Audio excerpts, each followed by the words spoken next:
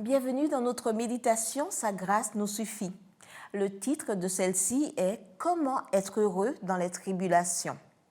Bien plus, nous nous glorifions, même dans les tribulations, sachant que la tribulation produit la persévérance, une fidélité éprouvée, et la fidélité éprouvée, l'espérance. Romains 5, versets 3 à 4.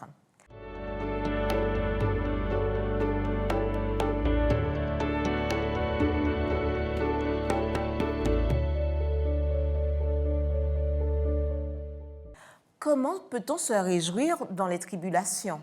Le mot tribulation vient de tribular, pressé avec la herse, écrasé.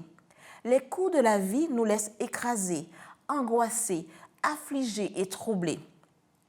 Ni Paul ni le Seigneur n'ont promis aux croyants qu'ils seraient libérés des problèmes. La Bible ne promet pas de nous délivrer de la fournaise ardente, mais elle promet que quelqu'un se tiendra à nos côtés et utilisera cette souffrance pour renforcer notre foi, perfectionner notre caractère et nous amener à témoigner de la puissance de Dieu.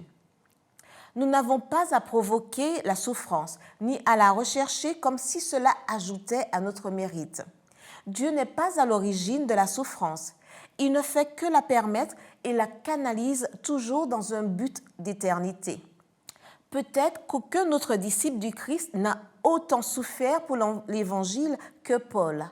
Il savait par expérience ce que la tribulation produit, la patience, l'endurance et la persévérance. Le pécheur voit dans la souffrance un Dieu indifférent, distant, punisseur. Il ne perçoit pas le but caché. Le Christ a fait face à la douleur et à l'injustice avec courage et force d'âme.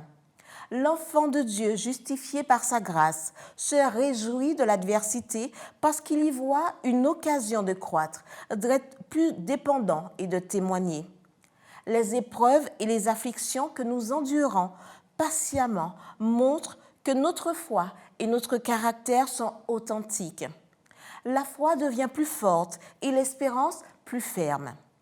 Le sage Salomon disait que l'or était purifié par le feu, tout comme nous le sommes par la souffrance, si nous corrigeons notre conduite et mettons notre confiance dans le Seigneur. Un vieux dicton dit « Tout ce qui brille n'est pas d'or ».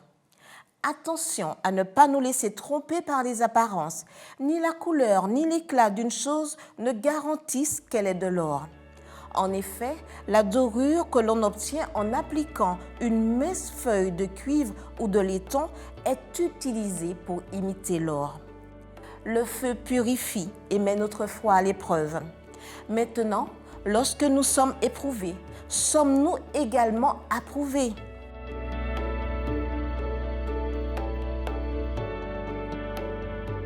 Seigneur, aide-moi à briller, non pas comme de la dorure qui ressemble à de l'or, mais qui ne l'est pas, mais comme de l'or authentique.